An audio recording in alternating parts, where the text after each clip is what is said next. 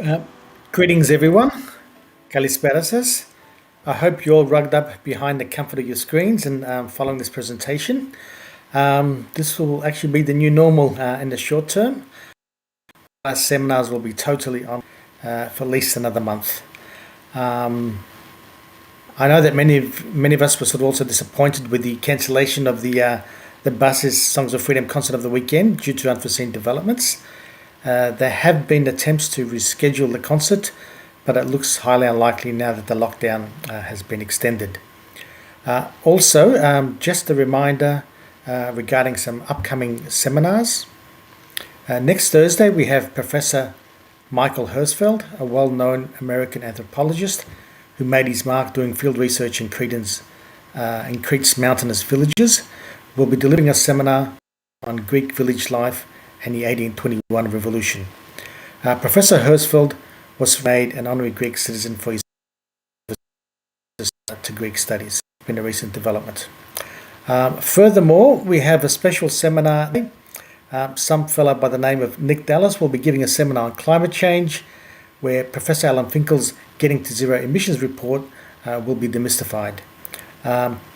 Also, we're looking at doing more of these special seminars, so keep an eye out for them. Now let's return to tonight's seminar, and we'd also like to thank Yanakopoulos Solicitors as the sponsors.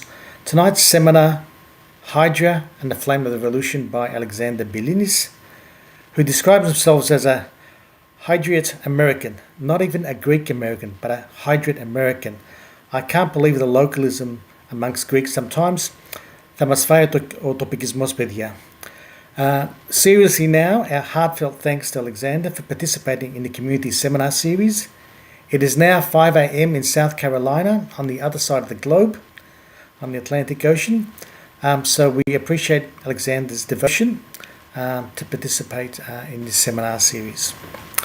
Hydra might be a tourist mecca today, but for much of its existence, Hydra stayed on the margins of history, having had a small population.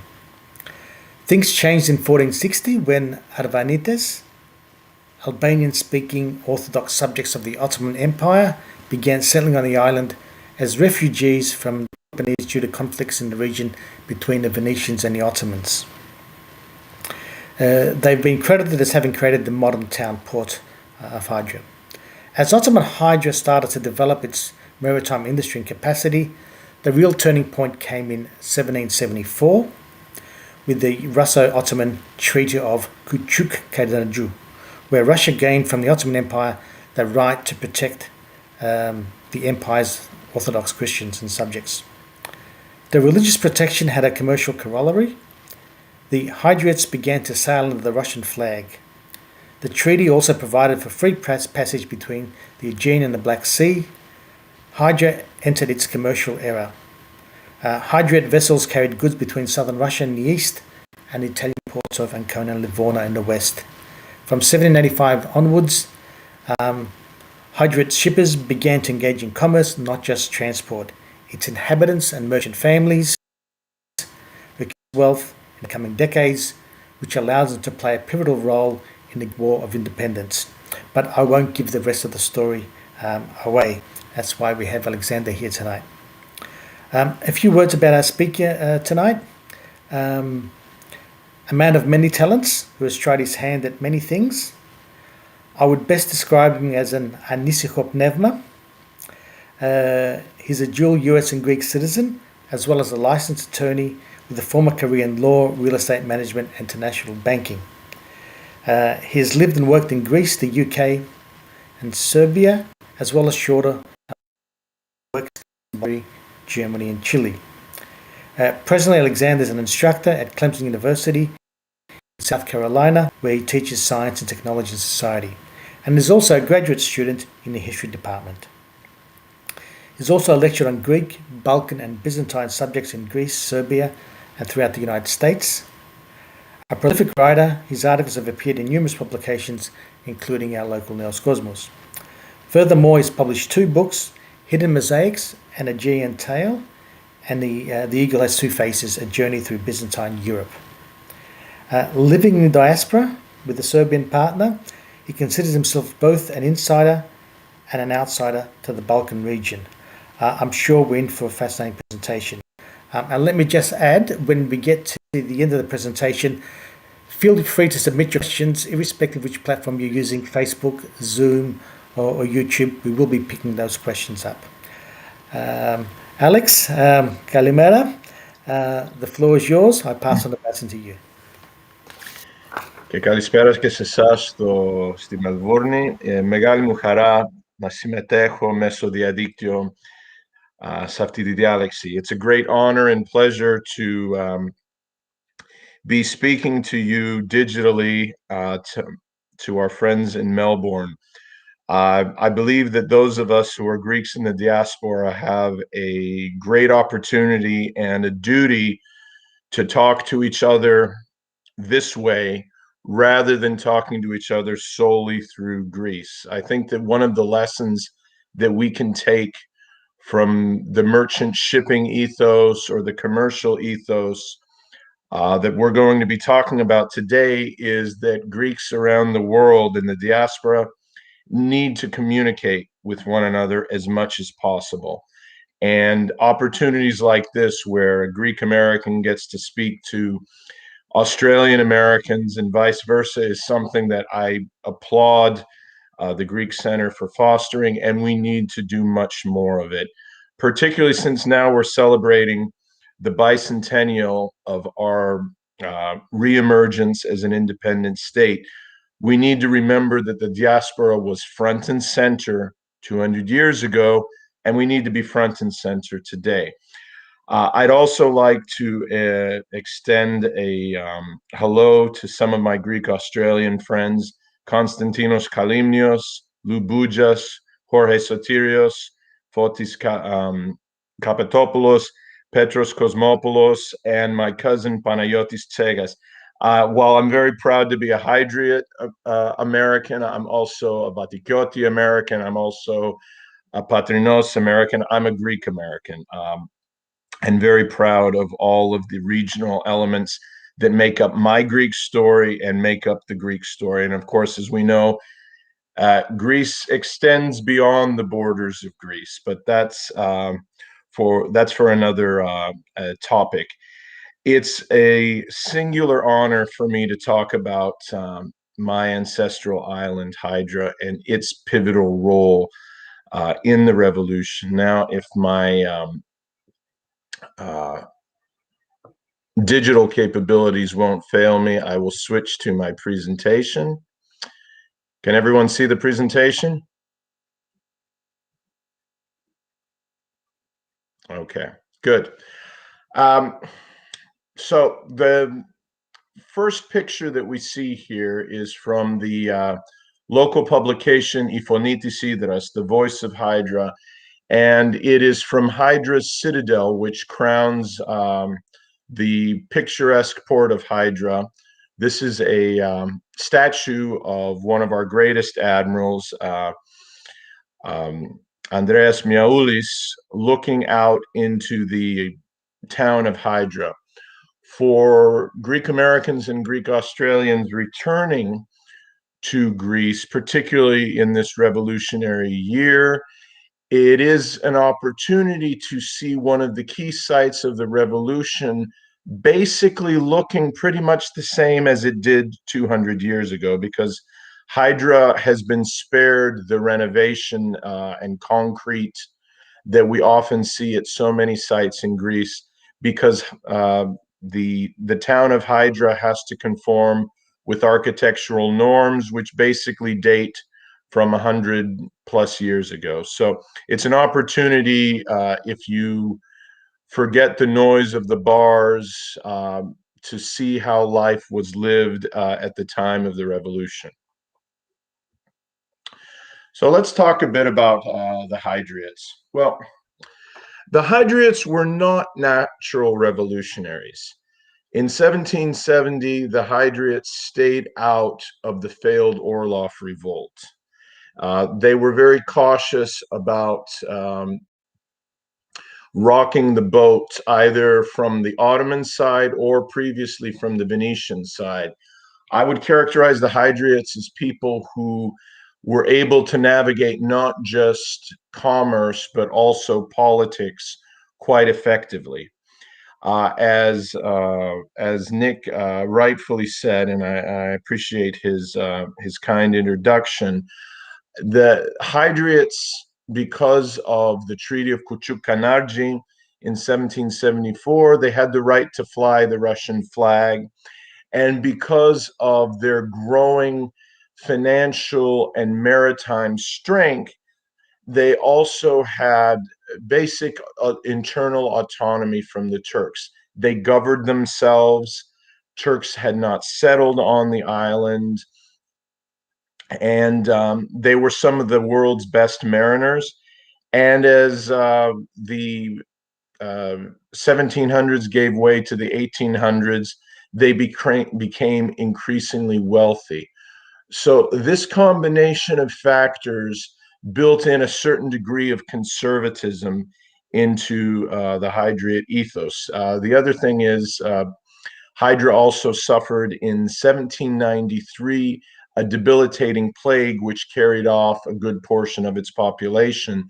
So there were so many other difficulties in life that the idea of sparking a national revolution and exactly what that national revolution would look like was something that that didn't come naturally to the Hydriots. So I think it's important, even though we think of Hydra and we're proud of Hydra as one of the key centers of the revolution, this was something that took a certain degree of convincing for the Hydriots to go all in.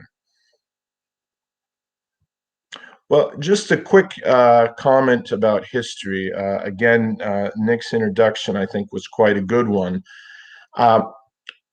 As we know, Greece has 4,000 plus years of settled advanced civilization. And even though Hydra is right situated at the Gulf of Argos, which is one of the centers of Mycenaean and classical civilization, Hydra did not have a large population. Now, having said that, recent excavations have shown the possibility that the Mycenaeans had actually built water channels and aqueducts in various coves of the island in order to provision their small ships as they were going back and forth across the Aegean. So there's a possibility that the very name Hydra, Hydrea, had to do with the island's status as a watering hole. Having said that, you don't have a lot of archaeological evidence of a big population. Well, there's a reason for that. It's a rocky island. There is very little arable land, and the actual anchorages relative to other places were not very good. But in part because the island is rocky and not necessarily hospitable, during the endless Ottoman-Venetian wars, and starting really from the late Byzantine era, the Paleologan era, waves of refugees came to Hydra. As Nick said, they were primarily Arvanites, so that's Orthodox Christian Albanian speakers. But again, to say Albanian, as we all know, can be confusing because their identity, such as it was as Romi, as Byzantine, as Orthodox Christians. And it's important also to mention that while linguistically the Arvanites were the largest group, there were people from all over the Greek world that settled in Hydra, including quite specifically Asia Minor. Now, this picture from my friend, fellow Hydriot, Spilios Spiliotis, who's a historian on the island, this red line that he's drawn on Hydra town, on the rocky escarpments, which were more defensible, shows Hydra from about 1460 into the 1600s. So not unlike a lot of locations in the Mediterranean world, that had to fight against pirates. They chose rocky outcrops which were a bit further away from the sea. But as the population grew, the land itself could no longer support them. And a Greek story for the past thousands of years, the islanders took to sea. So the first ship, according to various histories and legends in Hydra, was constructed by the islanders in 1657.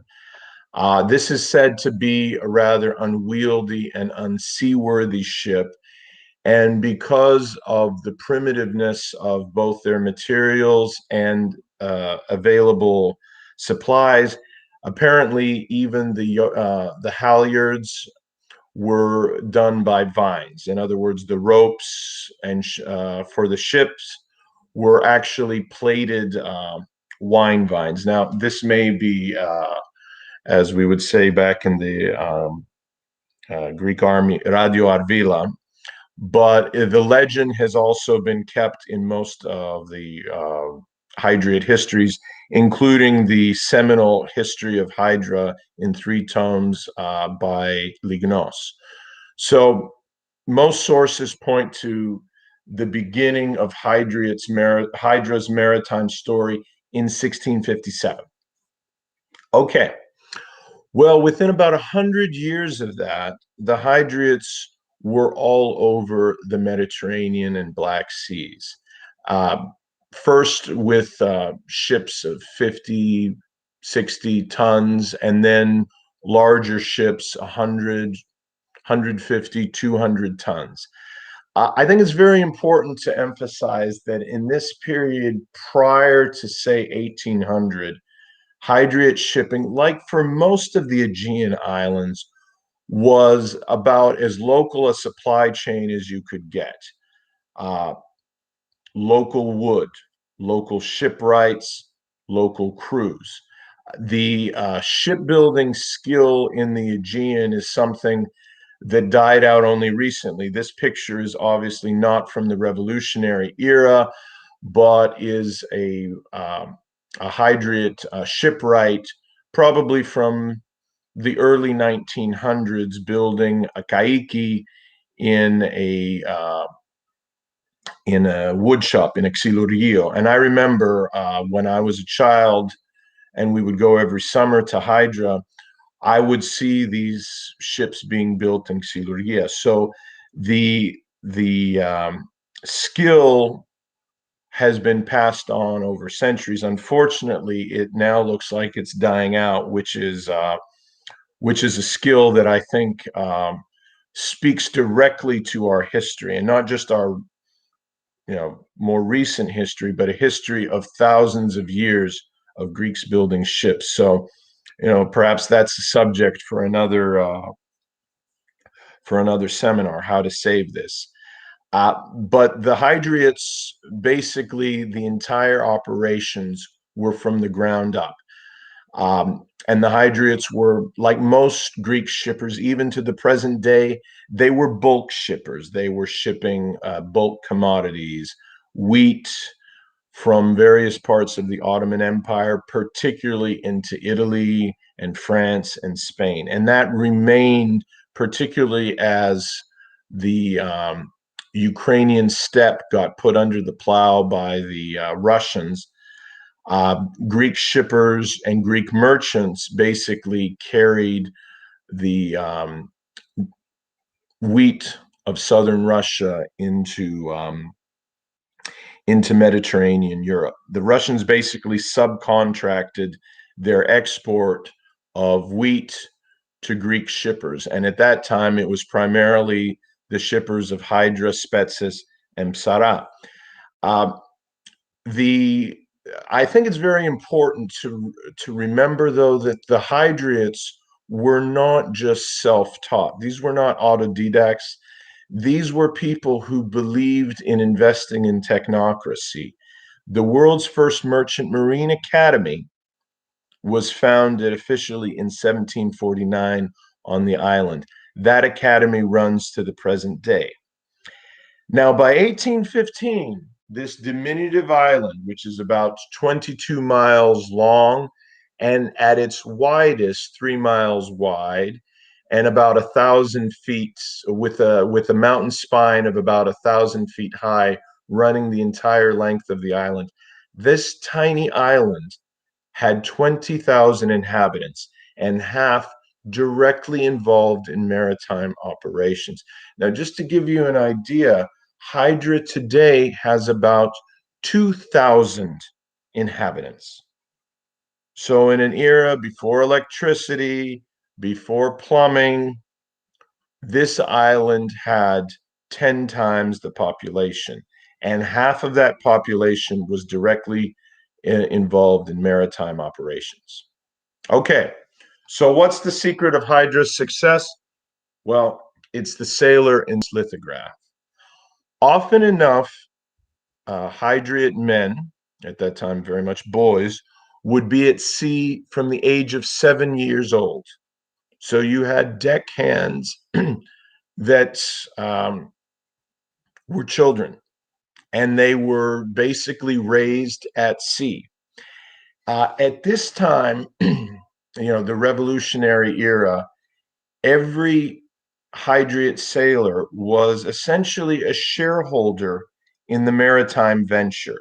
Now, obviously, you had investors, you had captains, you had deck officers, who obviously got a larger share, but down to these 7-year-old boys who often were helping to feed their families, everybody was a shareholder in the maritime venture. So, in many cases, particularly during the Napoleonic Wars, the profits were huge, and you had whole crews becoming wealthy, including some of their younger crews.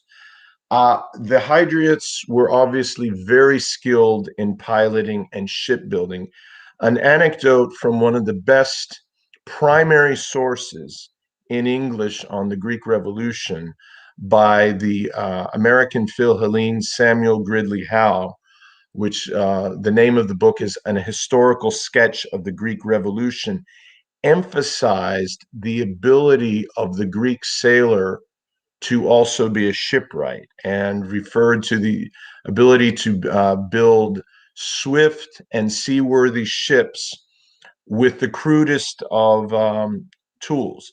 And Dr. Howe was from Massachusetts in the United States, which at the time was also a major shipping and shipbuilding center. So these are the words of someone who actually knew something about shipbuilding. And apparently, not only were the Hydriots and the Spetsiotes and the Psariani great sailors, they were also great shipbuilders. They were also trained to arms because they were fighting pirates, particularly the Barbary pirates, which from the 1700s to the early 1800s were the bane of the Mediterranean in terms of piracy, particularly in the area between Tunisia and Sicily. Just an American anecdote. America's first foreign war, just about 20 years after our independence, was against the Ottoman Empire, specifically the Ottoman vassals of Tripoli and Tunisia and Algiers, who were attacking American ships. Well, they were attacking Greek ships as well. So the Greek ships were armed with cannon in order to fight against them. But even more importantly, the Hydriots were getting trained in the Turkish Navy, because as a price for the freedom of Hydra, Hydra had to send annually a levy of some of their best sailors for the Turkish Navy. And in some cases, this would be 500 men at a time. If you think about the numbers, the total population of 20,000, 500 men at a time being trained in the Turkish fleet means that you have generations of well-trained sailors who also know Turkish tactics very, very well. Increasingly, they were also trained in maritime arts and foreign languages at the Hydra Merchant Marine Academy. They were savvy merchants, multilingual, speaking Greek, obviously the local Arvanitika, but often enough Russian, Turkish, Italian, Arabic, French, like Greek sailors today. They were very much citizens of the world. And as one Hydriot graduate of the Merchant Marine Academy said quite nicely, the sea was their university. But we need to be clear, they were also volatile and chafed under orders, which sounds very Greek, doesn't it? Well, in 1821, the economy in the Aegean was in a slump. The Napoleonic Wars were over. The vast wealth gained by the Hydriots and other Greek shipping islands started to taper off. Harvests were very strong, both in Russia, but also in parts of Western Europe. Hydra, nonetheless, was wealthy and enjoyed complete autonomy. With the beginning of the revolts by Ypsilantis in the Danubian provinces and in the Mani, the primates of the island were cautious and suspicious of a revolt. The first of the three nautical islands, Hydra Spetses and Psara, to join the revolution was neighboring Spetses, then Psara, and then in April of 1821, Hydra joined the revolution. Now, there's a lot of debate on the exact date, and recently my fellow Hydriots had a discussion about this. Most historiography points to April as the date, so I'm using that as the date. I think it's very important, and it's quite typical of revolutions anywhere, that it was the middle classes that were behind this revolt, particularly Captain Andonis Economou, here pictured in a beautiful painting by the German Philhellene von Hess, who started the revolution and basically overthrew the Hydriot government and pledged to join the fight for independence. Hydra's primates never forgave him, and later that year, he was found dead outside of Argos. However, once the die was cast, the Hydriots went all in. Now, all in is a favorite term, and I'm using a local term here at Clemson University. We're the pretty much the finest American football school in the country and therefore the world. And we are always all in for our team. So once the revolution started, Hydriots gave their fortunes and their lives and their ships. Along with the other nautical islands, the Hydriots immediately started patrolling the Aegean and bringing other parts of the Greek world to revolt, helping to provision revolutions in Macedonia, in Crete, in other Aegean islands, particularly in the Eastern Aegean. And I think most importantly, successfully blocking Turkish reinforcements by sea in the Peloponnese and the Rumeli. As we all know, Greek geography is mountainous and difficult, and movement by land, overland from the heart of the Ottoman Empire, takes a long time, and the roads then and until recently were very poor. So provisioning by sea was the best option for the Turks. That was basically blocked by the efforts of the three nautical islands.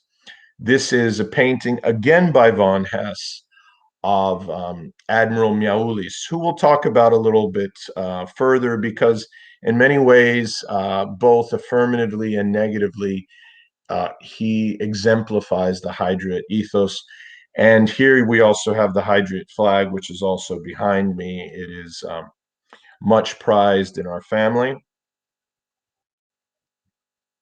So what was the naval lineup here? Well, the historian of the Revolution, David Brewer, who's written the Greek War of Independence, emphasizes the David and Goliath difference in strength, which in terms of hardware is absolutely true.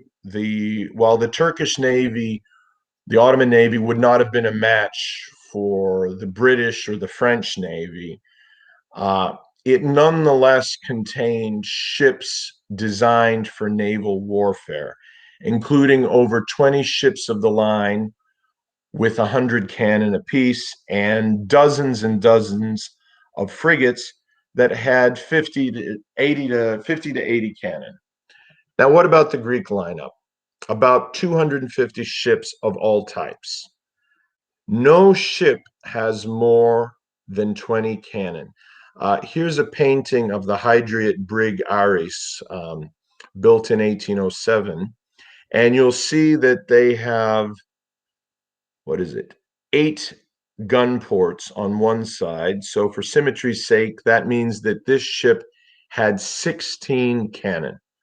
So imagine ships with 16 cannon fighting ships of the line, double deckers at least, with 100 cannon. Hardware to hardware, there's no match. Now, where did the Greeks have a decided advantage, particularly in the beginning? Well, in seamanship. While the Turks, as we know, are extremely effective soldiers, they tended to be poor sailors, except their Egyptian and Barbary vassals. As we know from time immemorial, Greeks have been brilliant sailors, some of the best in history, some of the best in the world. Well, that was the case here. And importantly as well, these Hydriots, Spetsiotes, and Psariani all knew Turkish tactics because they had served in the Turkish fleet. And of course, with the beginning of the revolution, all of the Greeks in Turkish service who were able to do so defected. So you suddenly have extremely well-trained sailors who know Turkish tactics.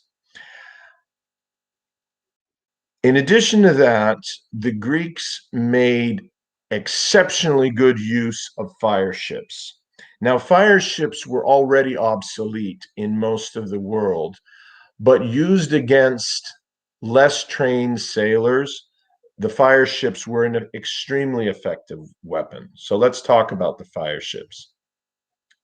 This is a painting by Volyanakis of in this case, Psariano fire ship, which has attached itself to a double-decker Turkish ship of the line and is burning it.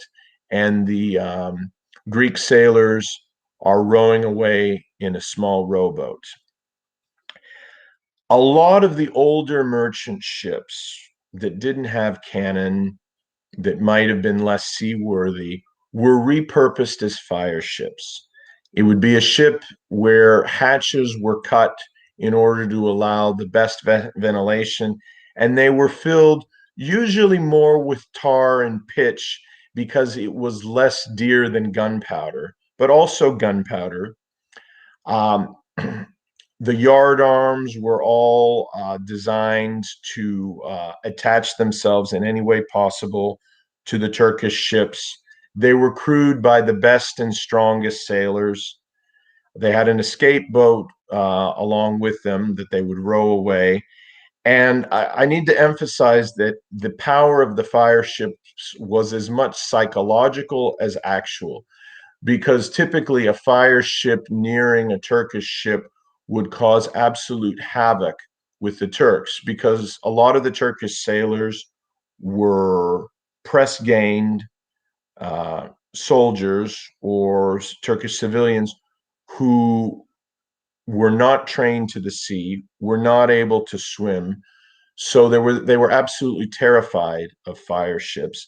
And the Greeks used these to great effect in several battles. So what are the results? As we've already said, in several different battles or evasive actions, the Turks were unable to land reinforcements in the Peloponnese and in southern Greece. And as the revolution unfortunately failed, at least initially, in Macedonia and in Crete, notwithstanding the great heroics of the Macedonis and the Kritiki, the revolution was protected by both the efforts of the Greek soldiers in Rumeli and in the Peloponnesus, but also the screen provided by the Greek Navy. In addition to that, the Greek fleet helped to incite and sustain revolts in several Greek islands and locales. There were key victories scored against the Turks. The revolution in Samos, and I always love to talk about Samos, and a shout out to my Australian Samiotis friends. The Turks never were able to conquer Samos, even though it's 1 mile off the Asia Minor coast. Well, that has a lot to do with the Samiotis, but also the naval forces of Hydra, Spetses, and Psara, which on several occasions defeated the attempts to take over Samos. In vengeance after the absolute horror of the Chios massacre, fire ships primarily from Psara burned the Turkish fleet near Chios and killed the butcher of Samos, Kara Ali. Now, having said that, there were a few cases where the Greek fleet was unable to prevail. Ibrahim Pasha was able to land in Crete and the Peloponnese, and twice the Greek fleet sailed to Alexandria in an attempt to burn it. And the heroic islands of Psara and Kassos were reconquered by the Turks, and it would take, in the case of Kassos, until after World War II to join Greece, and heroic Psara joined Greece only in 1913 after the Balkan Wars.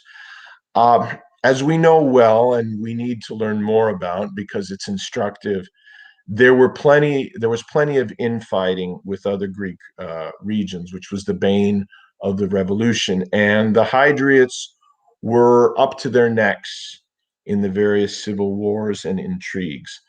Hydra and Spetses were never conquered at any point during the revolution. So the efforts of Greeks both at land and sea, and the final naval battle, Navarino, which was the British, French, and Russian fleets against the Turco-Egyptian fleet, secured an independence of sorts for Greece. I think it's important to remember that most of the Greek fleet and the wealth of these islands was at the bottom of the Aegean by the end of the war. This provoked a great deal of resentments in Hydra, which felt that they had given up their fortunes for the revolution and did not get compensation from the Capodistrias government. This resulted in a standoff at the island of Poros, where Admiral Miaoulis burned one of the newest frigates, an American-built frigate, in response to a stand-down order from the Capodistrias government. These cases of Greek fighting Greek and topikismos, which Nick referred to, are all too familiar part of the revolutionary story and of Greek history before that and since that. Well, Hydra faded into obscurity until more recently with tourism. And about 20 years after the revolution, Premier Voulgaris, Hydriot prime minister in one of the governments of King Otto, remarked to Queen Amalia, "Your Highness, Hydra produces nothing but frangosica, but prickly pears in abundance, excellent sea captains," and I guess he added for himself, "and a few good prime ministers." Many of the Hydriot families that had participated in the revolution became part of the local Greek elite centered in the new capital of Athens.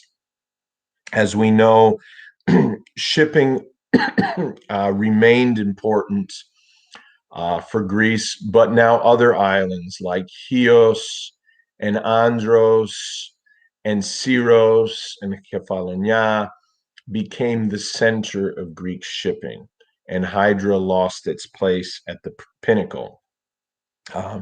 Having said that, Hydra's nautical academy continued to graduate some of the world's best captains, and, very important to note, a Hydriot admiral in 1912 named Pavlos Kourdouiliotis, the grandson of Admiral Kourdouiliotis from the revolution, destroyed the Turkish fleet in the First Balkan War.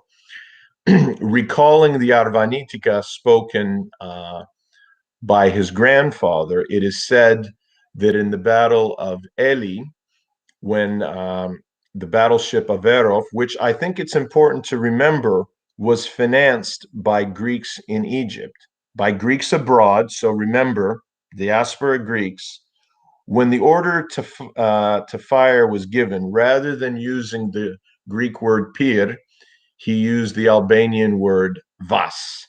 So in Hydra, if you say vas to a Hydriot, we know exactly what you mean. So you can say that at any time, and Hydriots will appreciate it.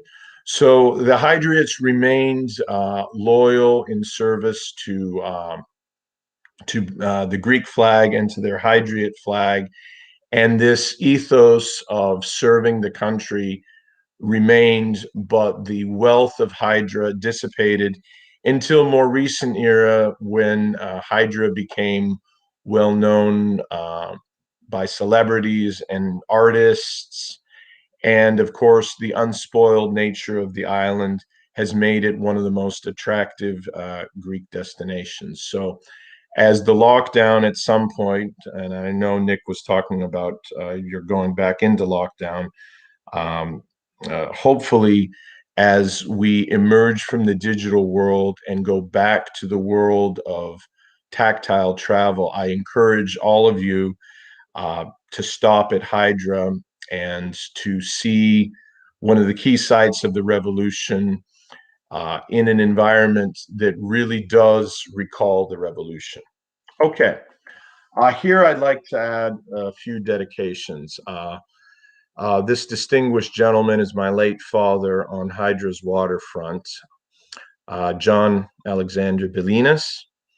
I'd like to thank Dina Adamopoulos from the Hydra Museum and Archives, which Greek historian has described as a treasure trove of information about Greek history. Captains Evangelos and Dimitrios Tsigaris, both of whom have provided me with loads of information and anecdotes about the Hydra Nautical Academy. The indefatigable Spilios Spiliotis, who's provided granular details of Hydra's history. Pandalis Lembesis, who, like me, is a Hydriot American and had been a fixture of Hydra culture and nightlife. He's also a resident of Tarpon Springs, which is the Greekest place in America, and along with me and other people has been instrumental in forming a sister cities relationship with Hydra and Tarpon Springs. A Hydriot anthropologist, Martina Dilaveri, who has done exceptional work on chronicling Hydra's reemergence as a tourist center in the 1950s and 60s. And I also want to give a shout out to my colleagues at the East Mediterranean Business and Cultural Alliance, which is headquartered in New York. We formed our own American Hellenic Revolution of 1821 Bicentennial Committee. I thank you very much for listening, and I'm happy to have a discussion now.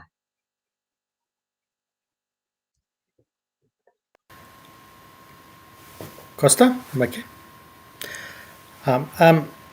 Alexander, thank you for that fascinating and excellent presentation.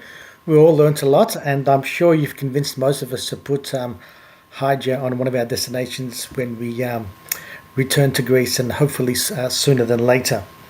One thing that entered my mind, let's say a lot of my generation were probably brought up on American encyclopedias, and for some reason, I recall the lyrics of the US Marines: "From the halls of Montezuma to the shores of Tripoli, we fight our country's battles in the air and land or sea."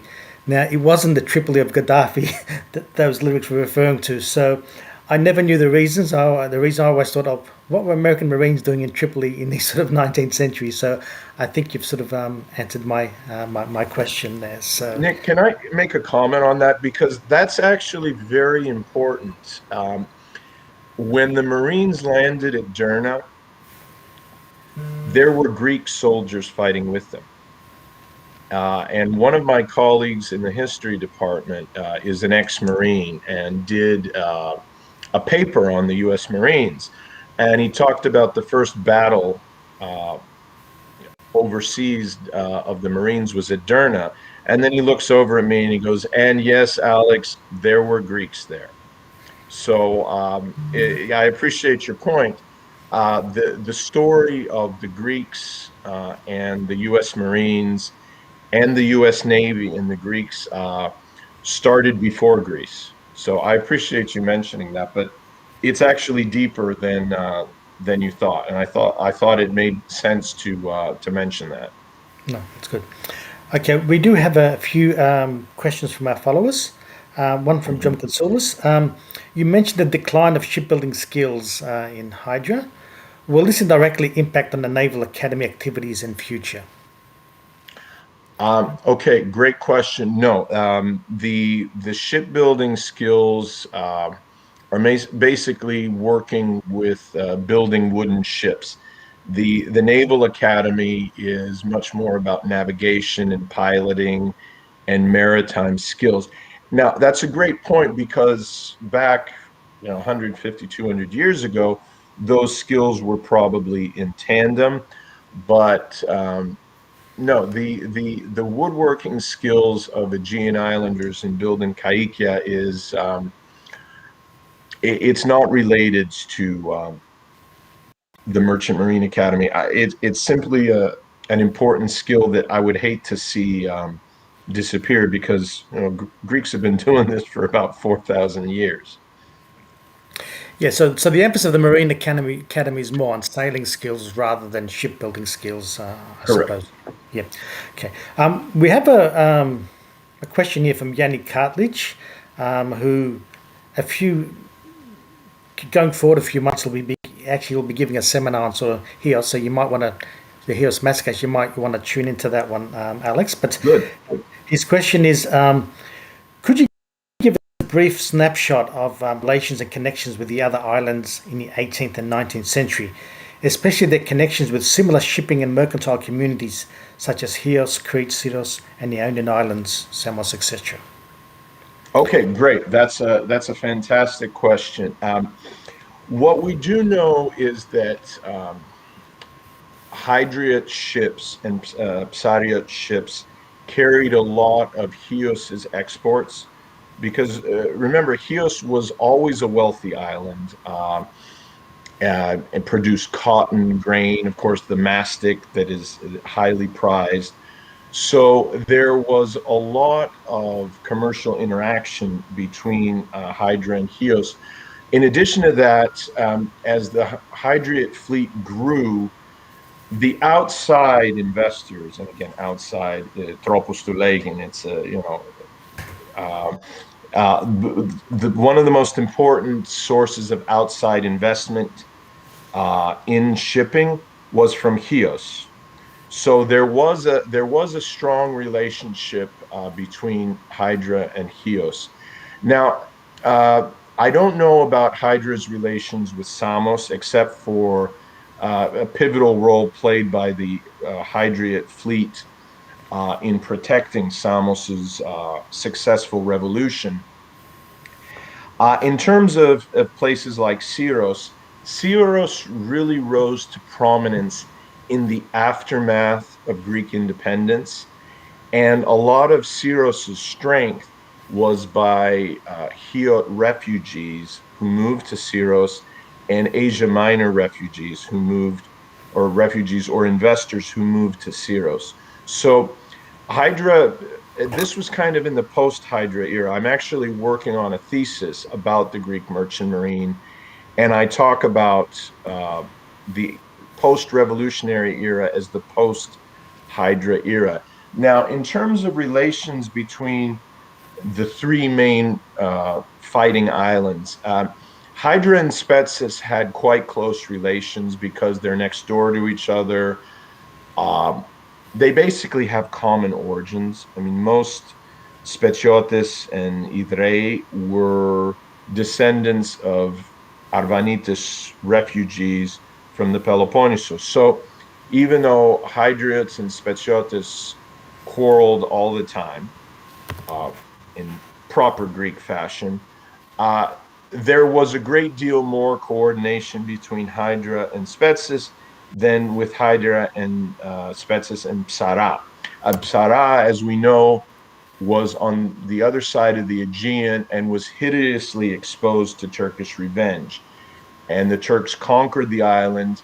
The Hydriots and the Spetsiotes took off refugees from from Sara, and some of them were taken to other Aegean islands, including Hydra and Spetses, because I mentioned Hydra had 20,000. At the height of the revolution, that rose to 33,000 because of refugees. Now, when we think of islands like Kefalonia or Ithaca, the Ionian Islands, which at that time were under British rule, there wasn't as much interaction with those islands. But it is important to remember that because the Hydriots were active in Odessa and in Trieste and Marseille and Livorno, they were meeting sailors from other islands. I don't know if that's a full answer to the question, but there's a lot of different islands, and some of these times and eras are mixed together. Okay, thank you for that. We've got a double question from Theo Zahulias. What are the most significant places and things to see in Hydra which are historical importance? And the second question, is there any relationship historically between Poros and Hydra, and how significant was Poros to the revolution? Okay. First of all, the great thing about Hydra is because it's so small and everything is in walking distance. Well, you don't have a choice. You either walk or you hire a donkey or mule. I would say that just strolling through the Paralia of Hydra will take you to all the historical sites. On the if you're coming into the island by boat, the left bank of the island has the citadel, which has cannons, the Hydra flag, the Greek flag, statue of Miaulis. Uh, these are all must sees, and they're 2 minutes from the quay from which you disembark. There's the Hydra Museum, which is also literally 30 seconds from your disembarkment, which contains artifacts and paintings and flags and portions of ships from the Revolutionary era to the Balkan Wars. For researchers, the archives are probably second to none. And I'm fortunate to know the director who's really built the Hydra Museum as a labor of love. for the past 30 years. It's also the site of a lot of cultural events for the island. There's, of course, the Merchant Marine Academy, which is about 1.5 minute walk from the Hydra Quay, which again is one of the oldest in the world. An interesting monument is the monument to Nicholas Colmagnotis, who was a Hydriot who left the island in 1810 and became one of the principal naval heroes of Argentina. So when I meet an Argentine, I say, "You're welcome," because Hydriots played a key role in their naval war of independence. There's the Metropolitan Church of Hydra, which also is beautiful and is said to contain the largest bell in Greece, which will wake you up from your siesta around 4:30 or 5 p.m. You've got the Hydriots Mansion, which is a museum. You've got the home of Admiral Paul Hydriots, which is usually closed. But you've got any number of these locations, and while anyone who doesn't enjoy swimming off the rocks of Hydra misses one of the great pleasures of Hydra, or goes to a seaside taverna where Jackie O or Leonard Cohen or Patrick Leigh Fermor would hold court, misses out. But the great thing about Hydra, because of its diminutive size, you can see the main sites within a couple of days. The second part of the question, could you repeat it, please, Nick? Yeah. Yes. Yes. The second part of the question was, wasn't there any relationship with Boros? Okay. And how significant was Boros to the revolution? I'm not as familiar with that. I don't know what Poros's role was, except that it was at various times the site of key anchorage of the Greek fleet, the post-revolutionary fleet, that Miaoulis burned one of the ships. I don't know. I'm not as familiar with that. And that's actually a problem because we focus on the three nautical islands and we don't go into the role of, for example, Samos, the role of Kassos. There's thousands of islands, and most of these islands were not idle. So I have to say I have a knowledge gap there. I'm not certain about that. Thank you. We've got a question here from Christos. At the beginning of the revolution, can you say something about the class division in Hydra? Great question. Very, very important. Well, Hydra had benefited from the rising tide of so much merchant shipping and blockade running. So you obviously had the wealthy primates who were ship owners, and they were extremely wealthy. This was one of the wealthiest pieces of real estate in the Mediterranean.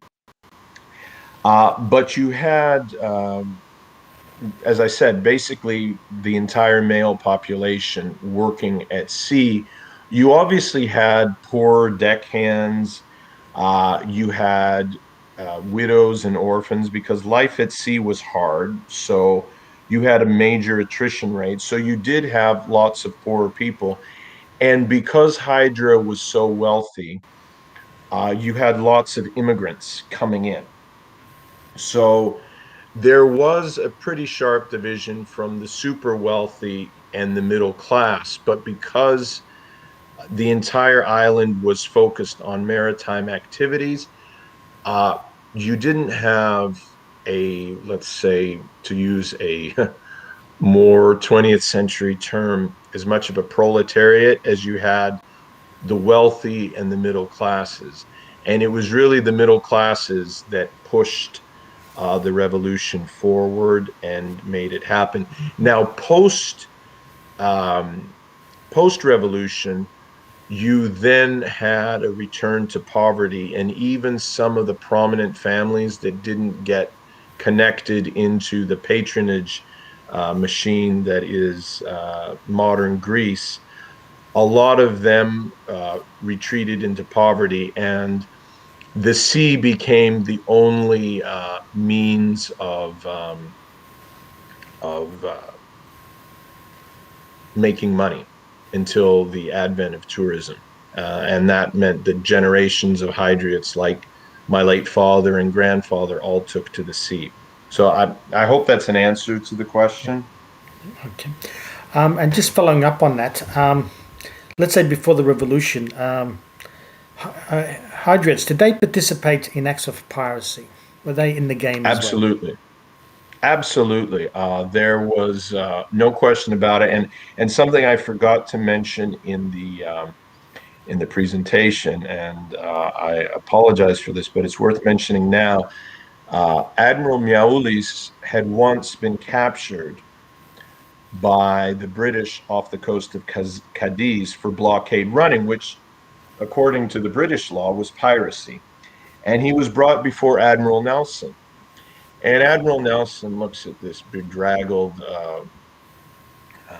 Hydriot captain and he said, "What would you do if you were in my shoes?" And Miaoulis looked at him, "Well, if I were in your shoes, I would hang you." And Nelson looked at him and said, "If I ever see you again, it will be you hanging from a yardarm." So, yes, there were plenty of acts of piracy.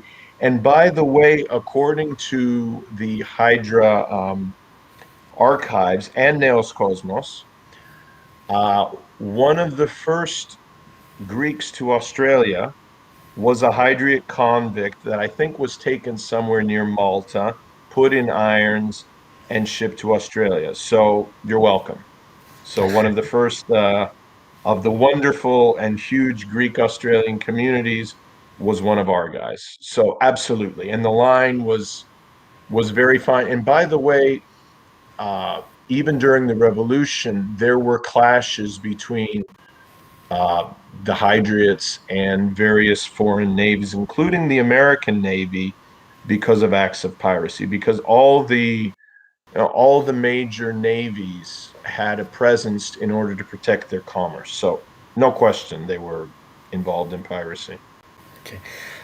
We might just end with one more question because otherwise we can go on for quite a while and and we know we've sort of got you up at the crack of dawn. Question I'm from up now. Constantine Kourkenis. Now, some of the photos you showed of the island weren't too many trees there, so it's quite a barren island. Where did the wood for the ships come from? The island hardly looks forested, and he thanks you for Great, also the presentation. great question. Thank you for that. It does hardly look forested. Um, it was much greener 200 years ago. So part of Hydra is basically a granite massif. So it's not going to be wooded like Kerkira or Thasos or parts of Western Greece anyway. I mean, that's just a function of climate. But let's say in the initial 100 years of Hydriot shipbuilding, let's say till the 1800s, local wood. So the island suffered from extreme deforestation as a result of shipbuilding activities.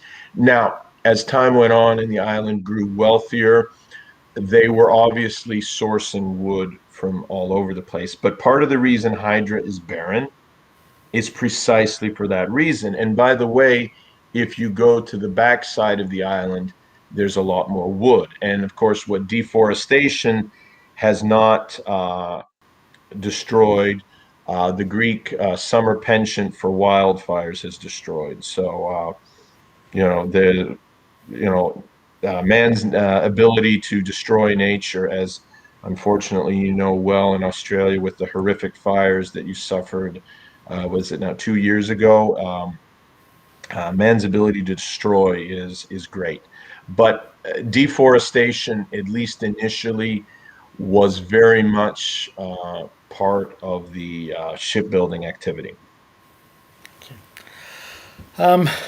Alexander, all it remains is to thank you for this presentation.